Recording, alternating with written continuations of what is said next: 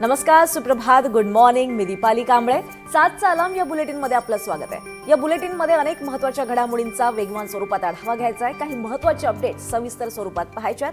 मात्र त्याआधी एक नजर टाकूयात हेडलाईन्सवर. केंद्रीय गृहमंत्री अमित शहा मुंबईत आज सहकार विभागाच्या कार्यक्रमाला उपस्थित राहणार.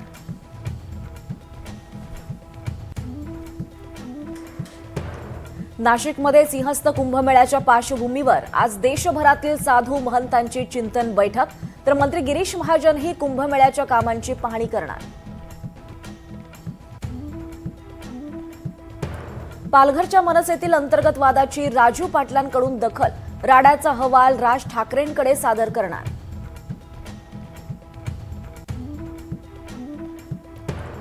मराठा आंदोलक मनोज जरांगे आज सोलापूर दौऱ्यावर, वडाळा गावात मराठा बांधवांशी चर्चा करणार.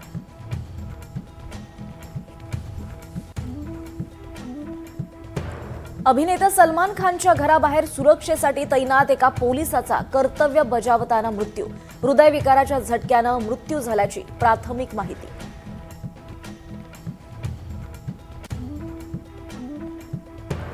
डहाणूत 9 वर्षीय चिमुरडीवरच्या बलात्कार आणि हत्या प्रकरणी 46 वर्षीय आरोपीला मरेपर्यंत फाशीची शिक्षा, पालघरच्या विशेष सत्र न्यायालयाचा निकाल.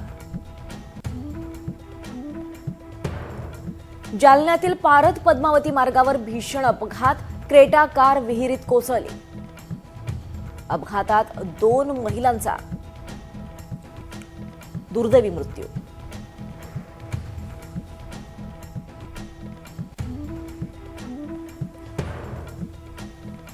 मुसळधार पावसामुळे उत्तराखंडमधील जनजीवन विस्कळीत, बद्रीनाथ, गंगोत्री आणि यमुनोत्री महामार्ग भूस्खलनामुळे बंद.